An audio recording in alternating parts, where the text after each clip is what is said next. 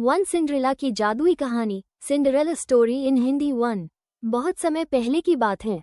एक सुंदर सी लड़की थी जिसका नाम सिंड्रेला था। उसकी माँ नहीं रही थी और उसके पिता ने दूसरी शादी कर ली थी। लेकिन उसकी सौतेली माँ और 2 सौतेली बहनें उससे अच्छा व्यवहार नहीं करती थीं। वे सिंड्रेला से सारा घर का काम करवाती थीं। सुबह से रात तक वह झाड़ू पोंछा करती, खाना बनाती और कपड़े धोती।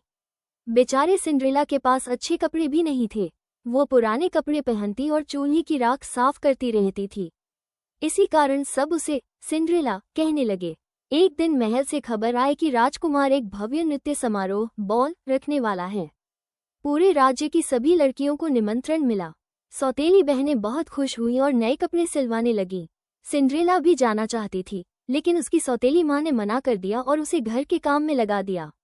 जब सब महल चले गए, सिंड्रेला उदास होकर रोने लगी। तभी अचानक एक चमकदार रोशनी हुई। उसकी परी गौडमदर उसके सामने प्रकट हुई।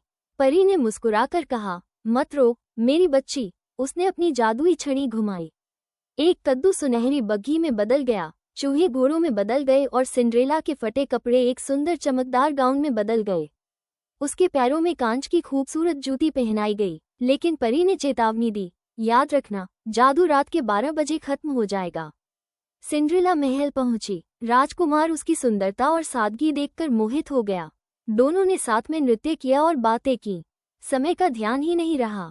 अचानक घड़ी ने 12 बजने का संकेत दिया। सिंड्रेला घबरा गई और जल्दी जल्दी महल से भागी। भागते समय उसकी एक कांच की जूती वहीं रह गई। अगले दिन राजकुमार ने घोषणा की कि वो उसी लड़की से शादी करेगा जिसके पैर में वो जूती फिट होगी। राजकुमार पूरे राज्य में घूमता रहा। अंत में वो सिंड्रेला के घर पहुंचा। सौतेली बहनों ने कोशिश की, लेकिन जूती फिट नहीं हुई।